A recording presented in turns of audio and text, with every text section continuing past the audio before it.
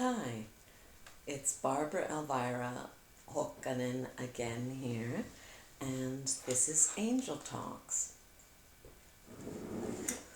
And we're going to smoke a nice bong right away, and then I'm going to get right into reading the book.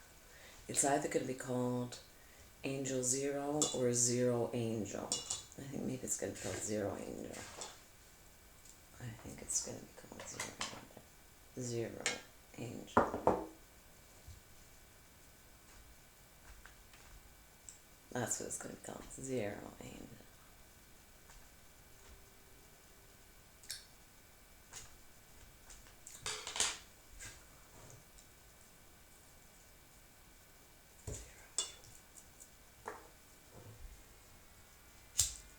Cheers.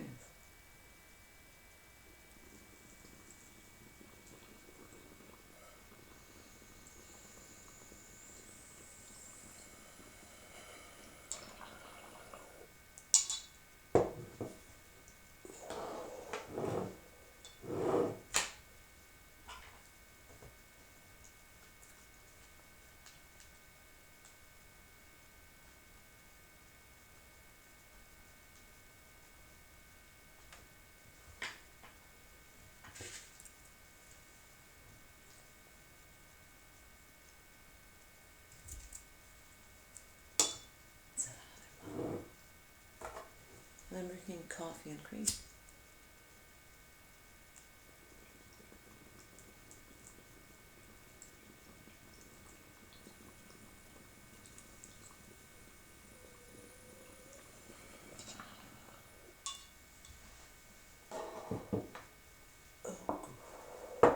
Okay. Open the book here. This is the book.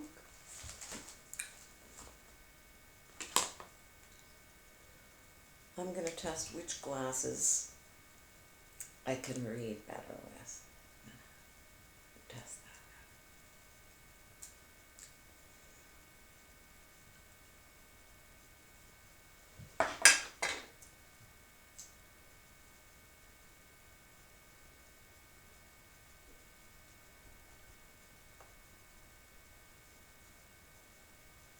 Okay.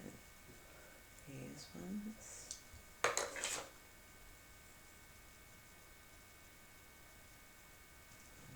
ones.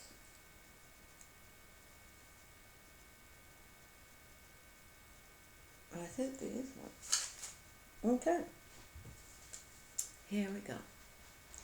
I have to start this here and now for the very sake of my survival of the fittest.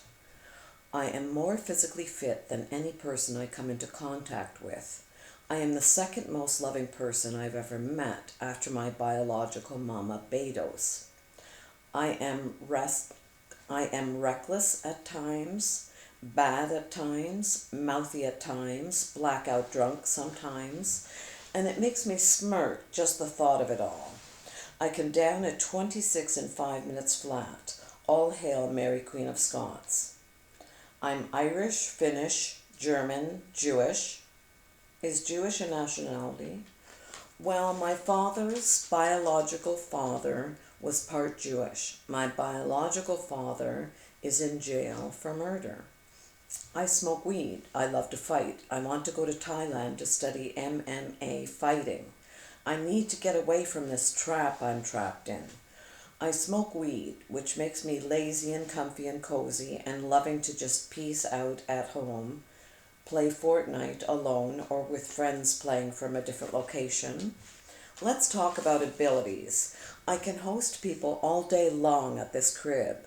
People coming in at all hours, day and night. Who has time to have a 9 to 5? This is the King's Club, and we're open all day and night. There are drawbacks to hosting pot smokers, bong tokers, beer poppers, girls with nice knockers. My privacy is limited. Friends stay over.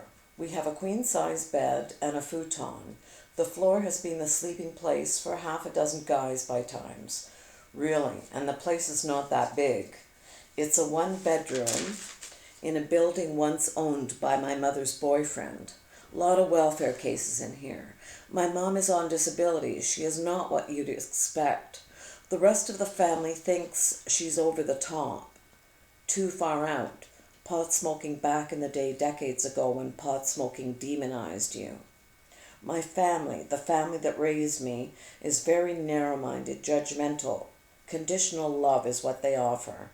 I was kicked out for stealing from them. I've stolen from my birth mother. She keeps giving me more. Without question, she is the most loving person I have ever met. I can't do this.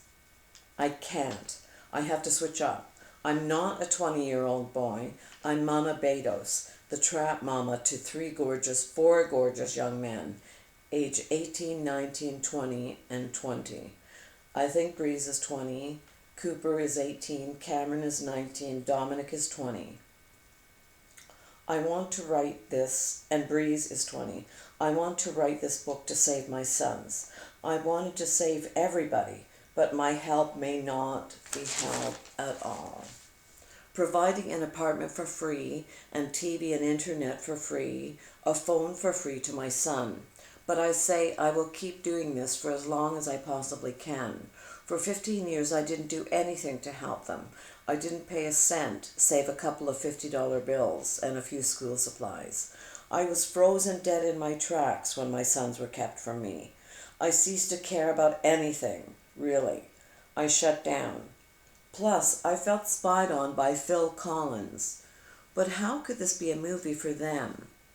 It opens with me writing here at this table and narration of what I wrote. Then it pans to apartment 205 at 398 John Street. Breeze on the couch, stretched out, Beats headphones on his head, wearing a tank top of the Raptors. Dominic at the table smoking a bong, bored over the window. He calls to Breeze, "Hey Breeze, the window's coming in tomorrow. We'll be able to see the snow. It'll be your first time to actually see it." Fucking Will said he's coming across with the money for the window tonight. It's his fault that Braden broke it. Will took his weed out a week ago. I'm not holding his pound bags anymore. It's not worth it. It's not the cops anymore to worry about now that pot's legal. It's the thieves. Bedos is coming in 2 days, and at least she won't see that the window was busted. The apartment front door flies open, and Cameron runs in. "Jake just pulled a knife on me, and I punched him out." Dominic bolts up and runs out the apartment front door. Cameron is breathing heavy. He holds up his right hand. Breezy gets up off the couch and comes to the table. "Did he cut you?" Breezy asks. "No, it was close though. I punched him a few times. I think my finger is broken." He holds up his right hand and the ring finger is bent badly. "Yep, that's broken," Breezy says. "Fuck, it's fucking sore. I have to go to the hospital." "I'll go with you," Breezy says, and goes towards the Stairmaster in the corner of the apartment where his jacket is draped. "We have to get Dom. He's probably going to kill Jake." In the hall, there's a coat with blood on it, and the sound of yelling down the stairwell. Dominic yelling. Cameron and Breezy bolt down and see Dom heaving Jake out the door. Then back to me writing. That happened. I'm just writing from what I know, and what I know is love.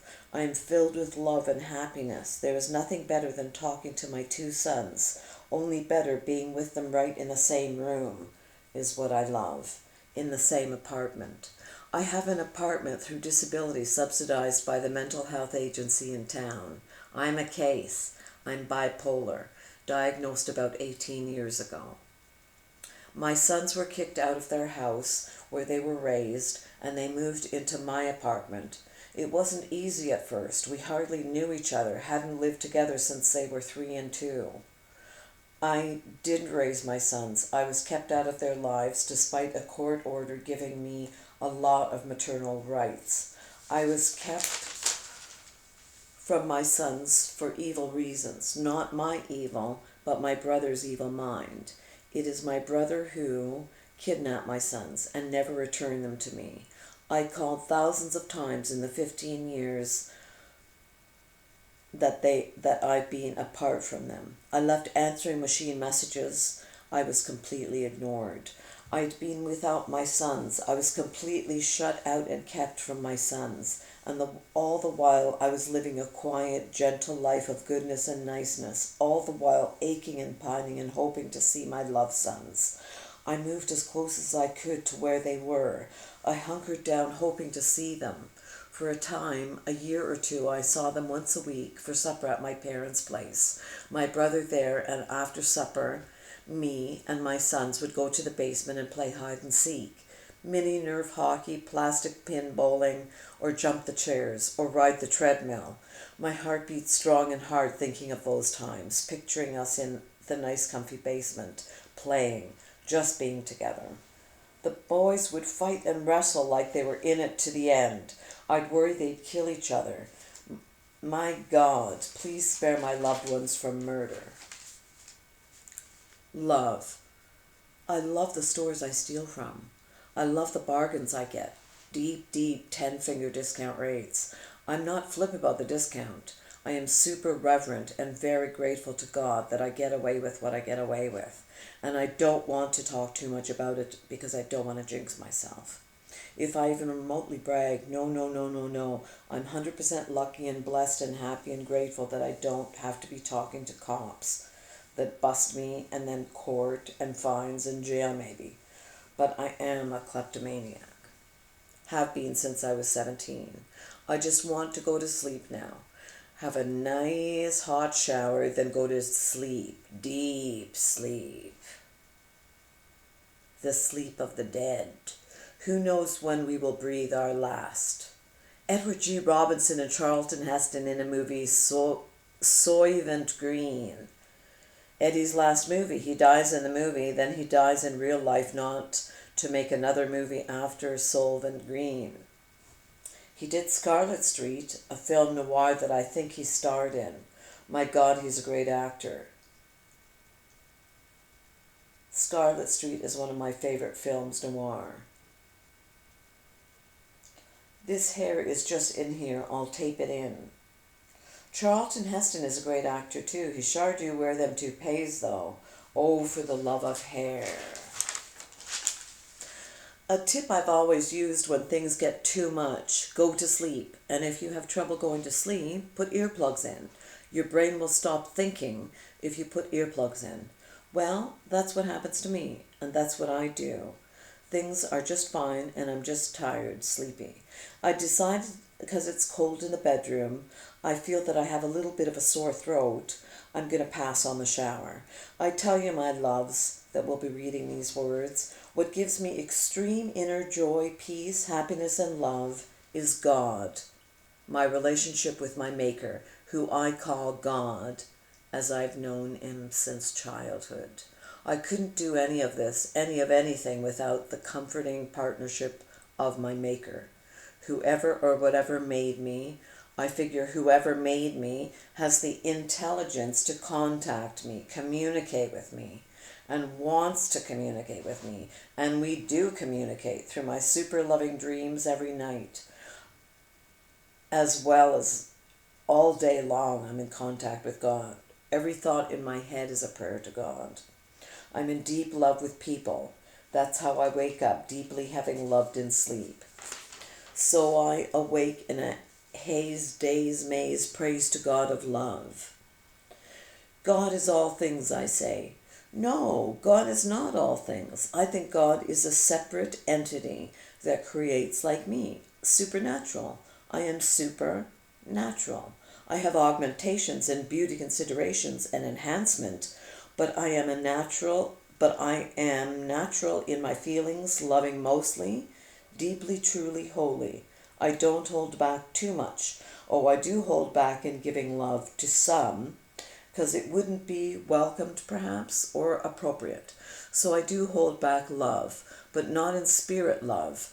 I give in spirit, true, pure, always, not always sexual love. But my sexual love is pure too, really. Every trick I've ever turned, I loved the John because he was helping me, giving me money and attention, which I so do love, but not as much as a conquistador anymore for attention. And I do love sex. I've become somewhat of a recluse and I love it. I think I'm going to stop there and save it. And I'll do another podcast as soon as this one. I'm just trying 15-minute intervals. Okay, thank you. We'll stop.